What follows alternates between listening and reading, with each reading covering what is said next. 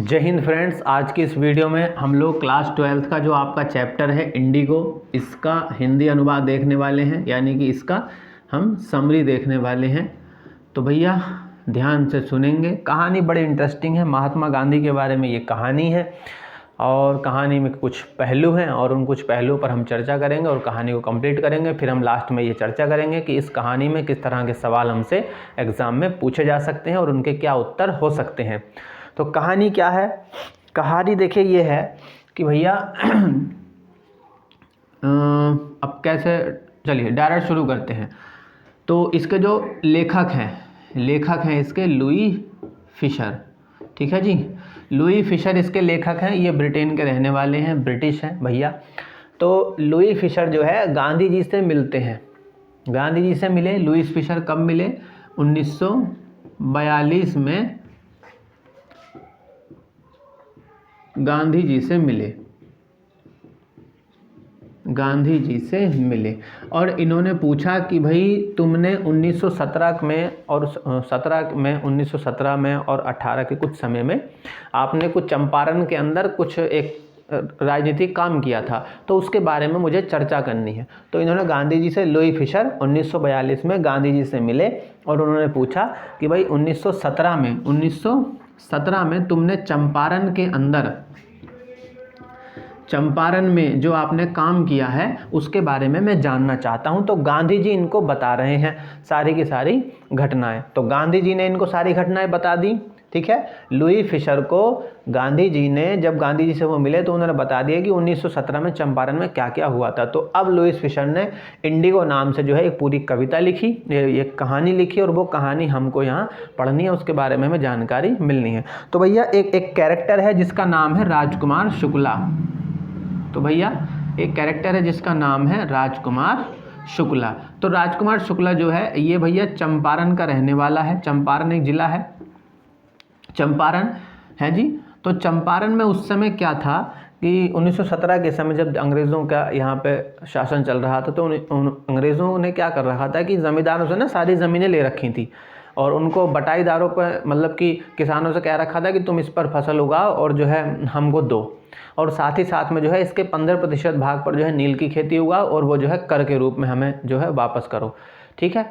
तो किसानों के साथ बड़ी दुर्व्यवस्था हो गई थी, मतलब कि उनके साथ हालत बहुत ज़्यादा ख़राब हो गई थी।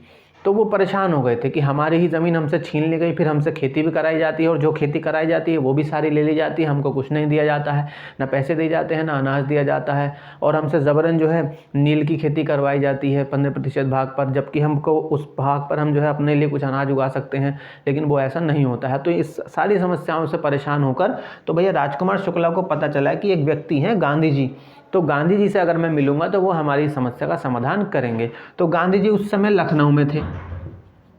गांधी जी उस समय कहाँ थे? लखनऊ। गांधी जी उस समय लखनऊ थे। अब राजकुमार शुक्ला जो है लखनऊ में जाने के बाद किससे मिलता है? गांधी जी से मिलता है कि भैया, गांधी जी को बताता है कि भाई ऐसा ऐसा मामला है और आप मेरे साथ चलो और मैं हमारी जो है कुछ मदद जो है कर दीजिए। तो गांधी जी ने कहा कि भाई देखो, अभी लखनऊ से तो मुझको जाना है कानपुर, ठीक है, फिर कानपुर के बाद मुझे एक जगह और जाना है, फिर वहाँ से और एक जगह जाना है। और तो भैया अब राजकुमार शुक्ला ने क्या किया कि उसके बाद गांधी जी यहाँ से पहुँच गए यहाँ अहमदाबाद, ठीक है। अब राजकुमार शुक्ला क्या करता है? राजकुमार शुक्ला लखनऊ में गांधी जी से मिलता है, लखनऊ से कानपुर जाता है, फिर कानपुर से कहीं और पहुंचते हैं, फिर यहाँ पहुंचते हैं, फिर यहाँ से अहमदाबाद पहुंचते हैं। राजकुमार शुक्ला इनके पीछे पीछे जो है लगा रहता है। वो कहता है कि मैं तुम्हारा पीछा न छोड़ दूंगा जब तक तुम मुझे बताओगे नहीं। तो यहाँ हद हो गई। राजकुमार शुक्ला ने कहा देखो ऐसे बात न बनेगी, मैं कितने समय से जो है तुम्हारे पीछे पीछे घूम रहा हूँ, तुम मुझे कोई तारीख बता दो कि तुम मुझे कब मिलोगे। तब गांधी जी ने कहा कि एक काम करो, मैं जो है, उसने को डेट बता दी गांधी जी ने कि भाई मैं जो है तुम्हें वहाँ कलकत्ता में मिल जाऊँगा, ठीक है। तो भैया अब जब गांधी जी अहमदाबाद से कलकत्ता पहुंचते हैं तो राजकुमार शुक्ला यहीं उनको बैठा हुआ मिलता है। और राजकुमार शुक्ला जब गांधी जी का यहाँ सेशन खत्म, उस समय क्या हो रहा था, ये गांधी जी कर क्या रहे हैं यहाँ पर? कांग्रेस पार्टी थी, तो जगह जगह कांग्रेस पार्टी लोगों को जागरूक कर रही थी, लोगों को संबोधित कर रही थी। तो गांधी जी उनके साथ में जो है पार्टी में काम करते घूम रहे थे। तो कलकत्ता से गांधी जी राजकुमार शुक्ला के साथ जो है चलना शुरू करते हैं। अब कलकत्ता से ये जो है सीधे पहुँचते हैं यहाँ पर बिहार में, पटना में, ठीक है, बिहार पटना की जगह। पटना पहुंचते हैं। पटना पहुंचने के बाद ये किसके घर पहुंचते हैं, यहाँ किसके घर पहुंचे हैं, ये पहुंचे हैं डॉक्टर राजेंद्र प्रसाद के घर। डॉक्टर राजेंद्र प्रसाद, ये डॉक्टर राजेंद्र प्रसाद वही हैं जो भारत के पहले राष्ट्रपति बने थे, तो उनके यहाँ पहुँचते हैं। तो अब यहाँ पे कौन कौन है पटना के अंदर डॉक्टर राजेंद्र प्रसाद के घर पर, गांधी जी और राजकुमार शुक्ला दोनों साथ में हैं। तो जब ये इनके घर पहुँचते हैं तो राजेंद्र प्रसाद घर पे होते नहीं हैं। अब राजकुमार शुक्ला जो है वो कई बार राजेंद्र प्रसाद के घर पर गया हुआ है, क्योंकि राजेंद्र प्रसाद क्या थे, एक वकील थे, तो उनसे थोड़ी सी जानकारी मिल सकती थी चीज़ों के बारे में। तो यहाँ पे एक घटना घटी, वो घटना ये घटी कि डॉक्टर राजेंद्र प्रसाद के जो नौकर थे उन्होंने देखा कि राजकुमार शुक्ला को तो वो जानते थे कि ये किसान है, तो और जो है ये अक्सर जो है आता जाता रहता है, उसके साथ एक महात्मा है, तो उन्होंने सोचा कि ये भी जो है इसके साथ कोई व्यक्ति है, वो क्योंकि वो गांधी जी को उस समय नहीं जानते थे, तो उन्होंने गांधी जी को नीचे बैठने के लिए ही कह दिया और कुएं से पानी भी नहीं निकालने दिया। उन्हें लगा कि ये भी कोई अछूत व्यक्ति है। तो ये घटना घट गई, सबसे मोस्ट क्वेश्चन इसमें पूछा जाता है। खैर, फिर यहाँ राजेंद्र प्रसाद के घर से रुकने के बाद फिर ये पहुँचते हैं भैया, उसके बाद ये पहुँचते हैं मुजफ्फरपुर पहुंचने के बाद ये कहाँ पहुँचे, ये मुजफ्फरपुर पहुँचे। मुजफ्फरपुर पहुंचने के बाद ये जो है JB कृपलानी से मिलते हैं, JB और कृपलानी से मिलते हैं, JB कृपलानी से इनकी मुलाकात होती है। गांधी जी राजकुमार शुक्ला दोनों साथ में हैं। तो जब यहाँ पहुँचे मुजफ्फरपुर, तो मुजफ्फरपुर जो है चंपारण के पास में था, यहाँ पास में जो है थोड़ी देर में चंपारण आ जाता है।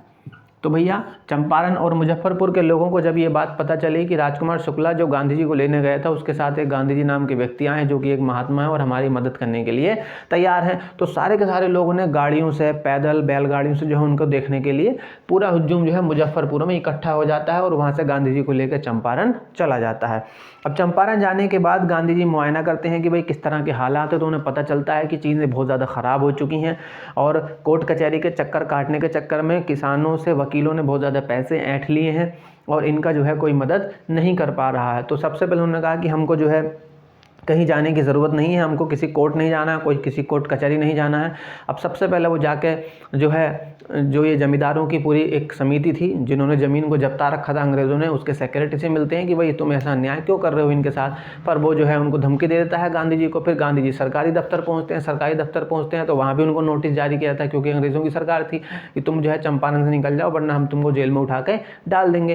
तो एक बार ऐसा होता भी है कि उनको मुजफ्फरपुर की एक जेल में जो है बुला ले जाता है कि भाई मुजफ्फरपुर की जेल में नहीं, उनको जो है मुजफ्फरपुर के पास एक जो है जेल है वहाँ पर, या बोल सकते हैं कि एक कोर्ट में जो है उनको बुला ले जाता है कि तुम जो है वहाँ पहुँचो, और गांधी जी को वहाँ आमंत्रित किया जाता है कि तुमको अदालत में पेशी करनी है। अब ये बात जब गांव वालों को पता चलती है तो सारे लोग वहाँ पे इकट्ठा हो जाते हैं और धरना दे देते हैं कोर्ट के बाहर। तो कोर्ट में सारे के सारे सरकारी अफसर घबरा जाते हैं कि यार ये क्या मामला हो गया। तो फिर वो गांधी जी से कहते हैं कि तुम जरा भीड़ को नियंत्रित करो। तो इस तरह से गांधी जी क्या कर रहे हैं, एक तरह से लोगों को साथ में लेकर चल रहे हैं और अंग्रेज़ों को ये दिखाने की कोशिश कर रहे हैं कि भैया ऐसा मत करिए, और जो है ये लोग भी तुम्हारी सत्ता को जो है चुनौती दे सकते हैं। तो लास्ट में क्या होता है भैया, वो सारे के सारे लोग जो अंग्रेज़ वगैरह हैं, जो ज़मींदार वगैरह हैं, वो अपनी हार मान लेते हैं और वो कहते हैं कि भाई हम जो है इनकी ज़मीनें और इनके पैसे जो है वापस करने के लिए तैयार हैं। तो धीरे धीरे वो ज़मीनें और पैसे वापस करने के लिए तैयार हो जाते हैं और लगभग 25% पैसे जो है वो वापस करते हैं। 100% नहीं, गांधी जी 50% की मांग करते हैं, मगर वो सिर्फ 25% ही चीज़ें वापस करते हैं किसानों को, और धीरे धीरे उनकी ज़मीनें भी मिल जाती हैं। और इसमें जो है कई महीने बीत जाते हैं। अभी जो घटना शुरू हुई थी ये लगभग अप्रैल से शुरू हुई, अप्रैल, मई, जून, जुलाई 2-4 महीने ये चलती है। और उसके बाद जो है गांधी जी यहाँ पर बीच बीच में भी आते जाते रहते हैं और यहाँ के हालातों को सुधारने की कोशिश करते हैं, क्योंकि गांव में बहुत सारी चीज़ें और भी ख़राब थीं, सामाजिक चीज़ें बड़ी ज़्यादा ख़राब थीं और धार्मिक चीज़ें भी बहुत ज़्यादा ख़राब थीं। लोगों के पास रहने के लिए घरों की कमी थी, कपड़ों की कमी थी, स्वास्थ्य नहीं था, स्कूल नहीं थे बच्चों के लिए पढ़ाई के लिए। तो गांधी जी देश भर में लोगों से अपील करते हैं और देश भर से लोग जो है, कोई डॉक्टर अपनी सेवा देने के लिए आ जाता है, कोई टीचर अपनी सेवा देने के लिए आ जाता है, या कोई सामाजिक जो है मदद कर देता है, कपड़े देकर मदद कर देता है, या किसी और चीज़ को देकर मदद कर देता है। और इस तरह से गांधी जी लगभग पूरे 1 साल तक जो है इन चंपारण बाई लोगों के साथ लगे रहते हैं और इनकी समस्या से जूझते रहते हैं। अपनी पत्नी को भी वहाँ बुला लेते हैं, जो वहाँ की महिलाओं को चीज़ें समझाती हैं कि किस तरह से आपको रहना चाहिए, और सामाजिक चीज़ों को सही करते हुए गांधी जी चंपारण की स्थिति को बिल्कुल नॉर्मल कर देते हैं। उनकी ज़मीनें भी उनको वापस दिला देते हैं, उनके जो पैसे उन्होंने अंग्रेज़ों ने ले लिए थे वो भी उनको थोड़े बहुत दिला देते हैं, और उनको रहने के हिसाब से स्कूल वगैरह, कॉलेज वगैरह वो सब खुलवा के दे देते हैं। तो पूरा 1 साल उनके जीवन का वहाँ खर्च होता है। और इसलिए गांधी जी कहते हैं कि वो मेरे जीवन की एक महत्वपूर्ण घटना थी, क्योंकि पहली बार जो मैंने लोगों को लेकर एक आंदोलन किया था, वो हमें पहली बार आंदोलन किया और वो भी क्या रहा, सफल रहा। तो ये कहानी थी, कुछ ज़्यादा कहानी नहीं है, कहानी सिर्फ इतनी सी है कि भाई चंपारण में जमींदारों ने किसानों के साथ बुरा बर्ताव कर रखा था। तो एक किसान राजकुमार शुक्ला गांधी जी के पास पहुँचता है, गांधी जी उसको जगह जगह जो है घुमाते फिरते हैं, लेकिन एक दिन जो है वो उसके साथ आने के लिए तैयार हो जाते हैं। फिर वो डॉक्टर राजेंद्र प्रसाद से मिलते हैं और डॉक्टर राजेंद्र प्रसाद और उसके बाद JB कृपलानी से मिलते हैं। इनके जान पहचान के थे, वकील थे, तो इनसे ज़रा थोड़ी जानकारी मिलती रहती है। फिर मुआयना करके लोगों को साथ में लेते हैं और सरकार के ज़रिए जो है चीज़ों को सही करने की कोशिश करते हैं। और एक समय आता है जब सरकार उनकी बात मान लेती है और वो चंपारण की घटना को बिल्कुल ठीक कर देते हैं। तो सरकार के साथ जो दिक्कतें चल रही थी जमींदारों के साथ, उससे भी चंपारण के लोगों को छुटकारा मिल जाता है और दूसरी तरफ जो सामाजिक स्थिति थी उसमें भी गांधी थोड़ा बहुत सुधार कर देते हैं। तो ये कहानी थी। अब इसमें सवाल किसकी तरह के पूछे जाएंगे, तो भैया हमसे पूछा जाएगा राजकुमार शुक्ला कौन है। तो भैया राजकुमार शुक्ला एक साधारण सिंपल सा किसान है जो चंपारण का रहने वाला है, ठीक है, और जो अपनी समस्या से जूझ रहा है और गांधी जी को अपनी समस्या बताता है।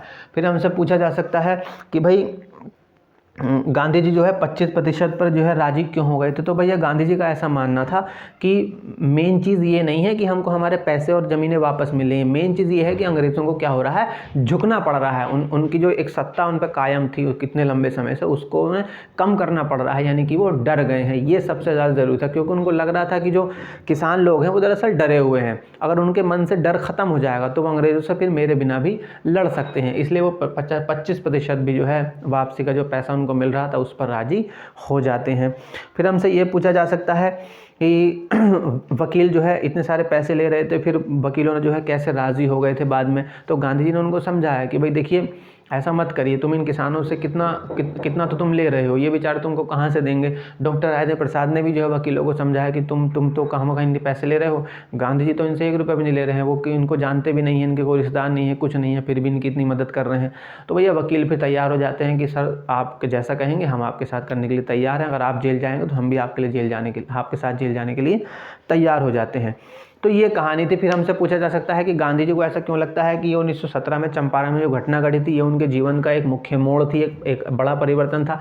तो भैया गांधी जी ऐसा इसलिए सोचते हैं क्योंकि इस घटना की वजह से गांधी जी को क्या बात समझ में आ जाती है, गांधी जी को गहराई से चीज़ों को देखने में समझ में आ जाता है कि चीज़ों को कितनी गहराई से हमको देखना चाहिए।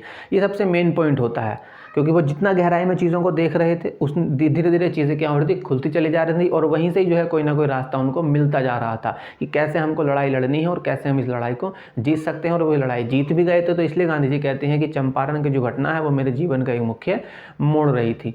तो ये इंडिगो की कहानी थी, मैंने बहुत शॉर्ट में समझाने की कोशिश की है, ठीक है, क्योंकि ज़्यादा कुछ कहानी में है नहीं, बस इसी तरह के सवाल आपसे पूछे जाएंगे। अगर कहानी में को समझ में नहीं आई तो एक बार वीडियो फिर से देख लीजिए। नीचे डिस्क्रिप्शन बॉक्स में मेरा व्हाट्सअप नंबर है, उस पर आप जुड़ सकते हैं या पिन कमेंट में कमेंट करके ज़्यादा जुड़ सकते हैं। इस वीडियो में सिर्फ इतना ही, अपना ख्याल रखिए।